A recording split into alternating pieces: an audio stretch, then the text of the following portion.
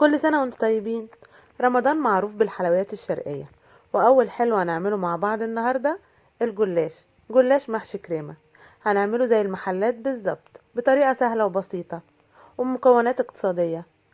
هنقول المقادير ايه هي. هنعمل الحشو الأول، حشوة الكريمة. هنجيب كوبايتين حليب أو ما يعادل نص لتر حليب، نص كيلو حليب. هنحط الكوبايتين، كوبايتين ادي حطينا كوباية، وادي الكوباية التانية، وعليهم 4 معالق كبار نشا. ادي معلقة، والتانية والتالتة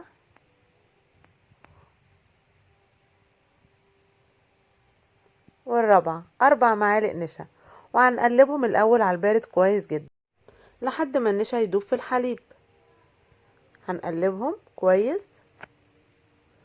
وبعد ما النشا يدوب في الحليب هنرفعهم على النار لحد ما يوصل معانا القوام الكريمة لكريمة تقيلة متماسكة. شايفين القوام؟ هو ده اللي عايزينه، على نار متوسطة لحد ما قوامه يتقل معانا مع التقليب المستمر، علشان النشا ما يكلكعش معانا في الحليب.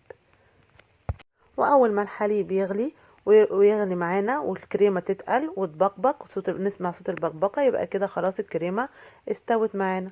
وننزلها في بوله، نسيبها تبرد، تبرد تماما لحد ما تبرد خالص، ونغطيها بكيس نايلون ونحطها في التلاجة. شايفين الكريمه؟ هو ده اللي ايه القوام اللي احنا عايزينه.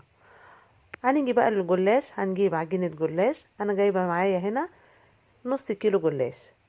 اللفة دي نص كيلو. هنفردها على الرخامة كده كويس. هنحط الطبقات كلها على بعضها، نفردها، وهنيجي بالسكينة هنقطع.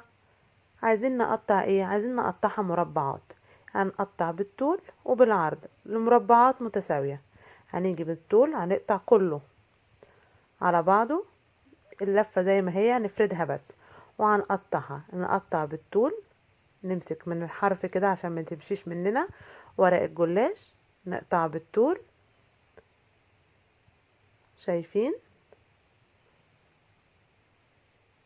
وبعد ما نقطع بالطول هنقطع بالعرض لمربعات متساوية على قد ما نقدر. انا هنا شلت الزيادة، قطعت بالطول وشلت الزيادة.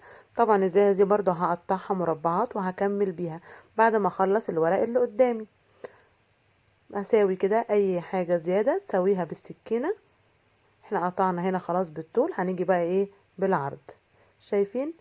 هنقطع بالعرض بالسكينة بس كده، هنقطعها مربعات. شايفين؟ هنيجي بقى ناخد مربع فوق بعضه كده، هنعدهم من 8 ل 10 وحدات فوق بعض كده، ونحط الكريمة اللي طلعناها من التلاجة. احنا طلعناها قلبناها، شايفين اتمسكت ازاي؟ هنحط الكريمة في النص ونتني المربع لمثلث مفتوح كده. طريقة سهلة خالص من غير ولا دهن جلاش ولا اي حاجة. ونجيب صينية او صاج ألمونيوم من غير برضو ما ندهنه، وهنرص كل المربعات اللي هنعملها. هنعمل واحدة كمان. ادي هنجيب مربع، هنعد كده 8 ورقات او 10 ورقات، وهنحط الكريمة في النص اهو. انا هنا واخدة 8 ورقات بالظبط، 8 ورقات، وهحط معلقة كريمة في النص، وهقفل المربع اعمله مثلث مفتوح كده واحطه في الصينية. شايفين؟ طريقة سهلة وبسيطة جدا من غير تعب ولا مجهود، ولا تمسكي ورقة ورقة تدهنيها ولا اي حاجة. بجد طريقة سهلة جدا. وبعد ما خلصت الكمية كلها وحطيتها في الصاج، شايفين كده؟ هجيب السمنة واسيحها، يعني 3 4 معالق كبار سمنة، نسيحهم على النار. وهنسقي بقى ايه؟ هنسقي الجلاش بالسمنة دي. لازم يشرب كل ورقة، كل مثلث يشرب سمنة، كمية السمنة كتير. ما تخافيش، السمنة الزيادة دي هنصفيها بعد ما يستوي. الزيادة كلها هتنزل في الصاج بتاعك، وتقدري تصفيه قبل ما هنسقيها بالشربات.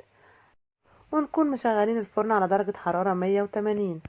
هنشغل الفرن من تحت لحد ما الجلاش يبدأ يحمر معانا من تحت، وبعدين نفتح الشواية لحد ما الجلاش يحمر معانا خالص. وهتلاقي السمنة الزيادة كلها نزلت في قلب الصاج. وأول ما تطلعيه من الفرن تقدري تصفي السمنة الزيادة منه. شايفين؟ احنا هنا حطينا السمنة كلها وصلت للجلاش كله. شايفين بعد ما طلع شكله عامل ازاي؟ شبه الجاهز بالظبط. طريقة سهلة وبسيطة واقتصادية، بكوبايتين حليب ونص كيلو جلاش بس. عملنا كمية حلوة. انا هنا طبق واحد بس، الكمية اكتر من كده. وهو طالع سخن والعسل عندك بارد، وشربات الجلاش زي شربات الكنافة والقطايف شربات تقيل، يعني كوبايتين سكر عليهم كوباية مية ونص ليمونة. وهنسقي بقى ايه؟ هنسقي الجلاش. شايفين انا كده سقيته بالعسل، وممكن ترش مكسرات على الوش كمان، بس انا سايباه كده زي الجاهز بتاع المحلات. جلاش الكريمة. يا رب يكون الفيديو عجبكم. كل سنة وانتم طيبين ورمضان كريم. اشوفكم في الفيديو اللي جاي ان شاء الله على خير.